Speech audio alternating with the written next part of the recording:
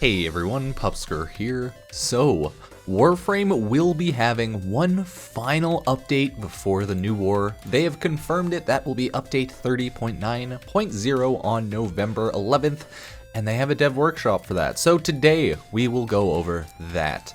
They have made a video on YouTube, gives you the introduction. It has Forma changes. So what the Forma changes are essentially is this.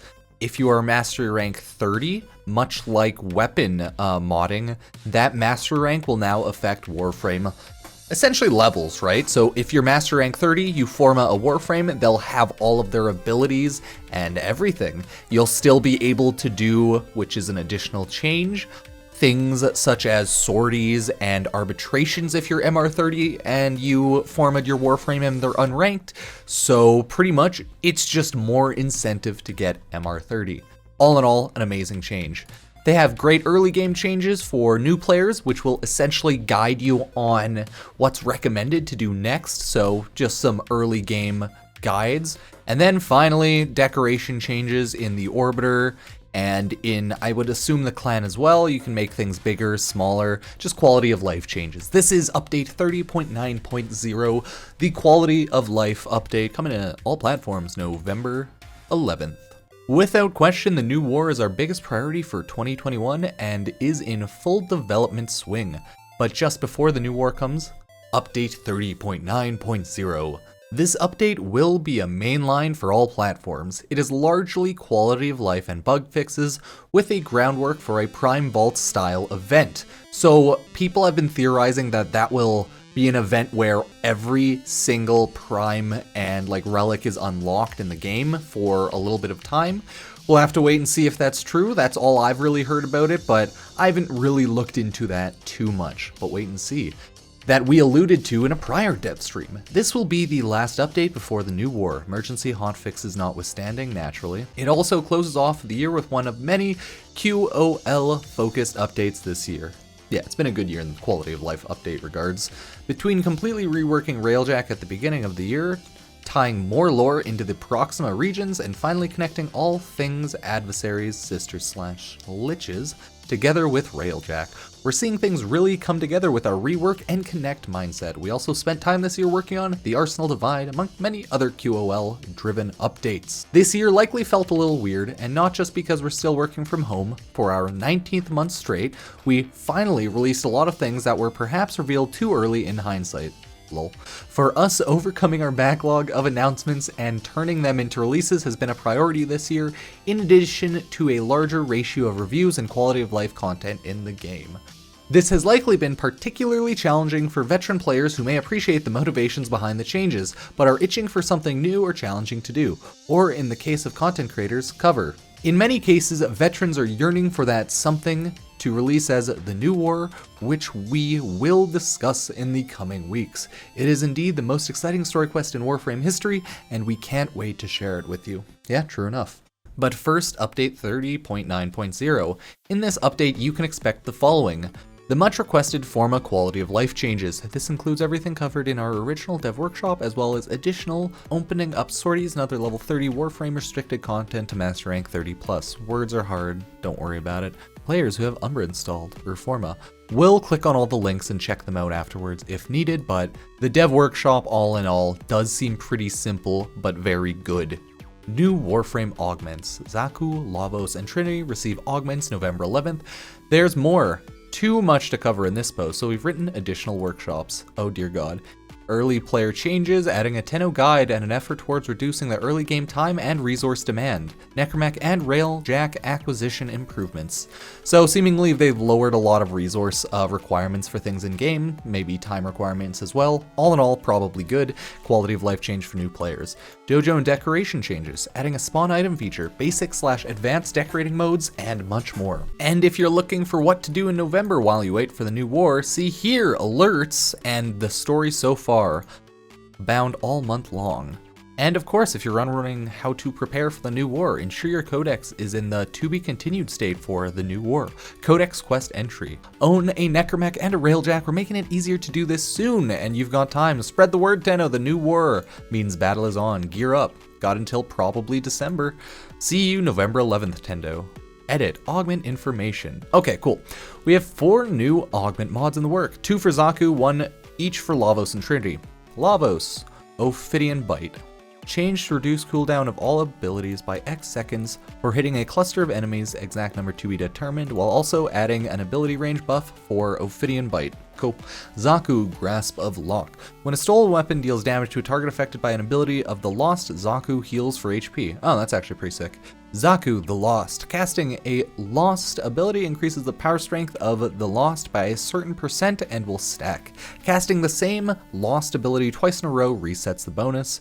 Trinity, Blessing. Gain range, primary/secondary weapon. Crit chance percent for each percent you heal on your allies. On refresh, it adds up to new value and refreshes the timer. That is actually hype as hell. Oh my god. No, that is something that I certainly am going to have fun testing out because, oh my god, that's awesome. So, Trinity, Blessing, hype. Xaku, Lost, Grasp of Loak. Cool. Lavos, Ophidian Bite. Cool. All in all, that is nice. Let's take a look at the, I guess, extended workshops. Forma and Master Rank Dev Workshop. Oh, it's only a little paragraph. Well, a long paragraph. Multiple paragraphs, I should say. Tenno, when we first announced Forma years ago, Warframe was a much smaller game. We had fewer weapons, fewer Warframes, and way fewer mods. As players continue their Forma journey, there's often discussions on doing a quality of life pass to the way things work with our favorite golden puzzle piece. We have a bit of quality of life changes in development, and this workshop details how Forma will soon work on Warframes, Arcwings, and Necromechs. We want your Master Rank to be considered when using Forma to establish a baseline power level for your playable characters. What does that mean? If a Master Rank 30 player uses a Forma, they won't have to re-unlock any abilities or their ranks on a given item. Yes, they'll still need to level the gear itself to apply another Forma, but the abilities are no longer locked depending on your Master Rank. This achieves our goal of keeping Forma essential to build customization, but allowing players with higher Master Rank a more convenient experience. Right now, using a Forma on a Warframe or Arcwing/Necromech requires you to start from 0 when it comes to abilities you can use. Furthermore, you can only get the first rank of your first ability. Take Valkyr for instance, you install a Forma and you're back to only casting unranked Ripline, and you're crying for sure, it sucks. Our change will make it so your Master Rank impacts how much you have unlocked by default on Forma use, which is fucking amazing. So great 8-year change. Thanks, Marcus. You're real boy's boy here, Marcus. Thank you, thank you. For instance, a Master Rank player would have all abilities unlocked, albeit not at their full strength. This ranking process is something players already experience in-game. You know by the time you've leveled your Valkyr on Hydron to 10, you unlock Hysteria.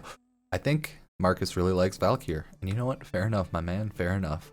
We are making your Master Rank match those milestones, so to speak, with the end goal being a Master Rank 30 player can use Forma without ever having to be locked out of abilities. Simply put, the higher your Master Rank, the higher your baseline of your gear when using Forma. Expect this change in the future update. And you won't be locked out of content if you're Master Rank 30. So that is going to be awesome. I love that. 10 out of 10. Sick. So that is the Forma quality of life change. Let's take a look at the early player changes, Dojo decoration changes, and it says here for all of the for the alerts, yeah. So these are all of the alerts coming in November. Oh, there's actually a decent amount. Tenno, as we continue with our heads down and work steadily on the new war, we want to provide opportunities to make sure you are ready for our upcoming quest. During the month of November, to help everyone get ready, we are doing the following initiatives. Okay, Twitch drops, follow me, twitch.tv/Pupsker. Tune into community streams for quest-themed Twitch drops every week of November. Cool. Quest streams Friday, Twitch. Relive some of the most important quests in Warframe. So yeah, watch the quests if you want, and then special weekend alerts, Endo, Forma, orokin reactors, orokin catalysts as well. I would assume orokin reactors and orokin catalysts, and that boy, Exilus adapters. Log in each weekend for rewards. New player, friendly, and quest-focused community streams. Date and time: November 12th, Heart of Deimos and Rising Tide. November 19th, The Second Dream and the War Within. November 26th, Change of Harrow and the Sacrifice. Okay, interesting. New November alerts. Each week in November, we will be offering 2 Gift of the Loadits alerts. Okay, so pretty much just log in, grab the alerts, take a look, and pay attention. That is easy said and done there. So, you know, feels good, man. Feels good. The new player experience. Oh, this one is a lot longer. I'm not going to go over this entirety because new player experience is, let's be honest here, it's something that a lot of people, if you're new, will just kind of realize is nicer. Oh, Ruben came to join. Oh, cute puppy. And then if you are a veteran player like myself, none of this really matters. So, essentially, they're throwing in a Tenno guide, heat sword crafting requirements, reduced crafting times for the Rising Tide quest, amp recipe reductions, easier to craft, reduced cost for refined ore / gem blueprints in the plains of Eidolon and or Valis, necromic acquisition changes, and Kubro quest changes. Oh, I might have to remake a Kubro quest guide, but maybe not. The quest itself should still be easy. The Tenno guide, so it'll pretty much be just telling you where to go, what to do. You can turn it off in the menu options if you want, so keep that in mind. Heat sword's easier to craft, reduce crafting times from 1 hour to 1 minute per part. Oh, thank God you can actually do railjack within like a reasonable amount of time. That's always been a huge issue in my opinion about Warframe quests, is the 1 hour time gate for a quest is not a good idea. It makes sense for like Warframe's weapons and whatnot, but for a quest, having 1 hour build time gates is just a bad idea. So this is a great thing. Amp recipe reductions, they're just reducing the prices on everything by a ton. So I myself, and I would recommend everyone else, farm up standing, but do not spend the standing yet if you are planning on building amps, because they're reducing the costs significantly for Ostron braces, Ostron scaffolds, prisms. Are they gonna do? Oh yes, they are. The Solaris prisms, Solaris scaffolds, Solaris braces. These ones aren't having the standing cost reduced. Seems that is only for the Ostron ones. They're just having the build requirements reduced. So that is actually just great. Standing reduction costs for a bunch of items, well, the gem items, building crafting materials on Ostron. Yeah, this is actually great. I think we've been talking about this recently, about like how expensive and a pain in the ass open worlds are because of all of the standing time gates. So this is actually going to help with that a lot. So all in all, great. Good shit. Especially for newer players. 10 out of 10. They pretty much made the Void Rig cheaper to build. Howl of the Kubro quest changes. Oh, final one. For new players, we're changing the Kubro egg drop rate to be 100% from the first Kubro den. Okay, so it makes the quest easier and less RNG based. I'm okay with that. It'll only affect the first time. We're shortening the survival mission within the quest from 10 minutes to 5 minutes. Again, okay, removed. And then they just have a bunch of general additional new player experience changes. So yeah, nice. Overall, you can expect these changes November 11th. These are actually all amazing, so I'm not mad at all, to be honest. You'll probably be seeing the Road to New War picture as the thumbnail because that one was pretty, but here we go. Decoration changes in the dojo. Rotate decoration preview. Okay, all decorations are now scalable. Oh my god, that's too much power. I can have massive drones everywhere. No, that's too much power, Warframe devs. Oh my god, no. They've fucked up. They've given us too much power. Here are all the controls. I'm not going to go over all of these. Basic mode, right? And then advanced mode. Oh dear god.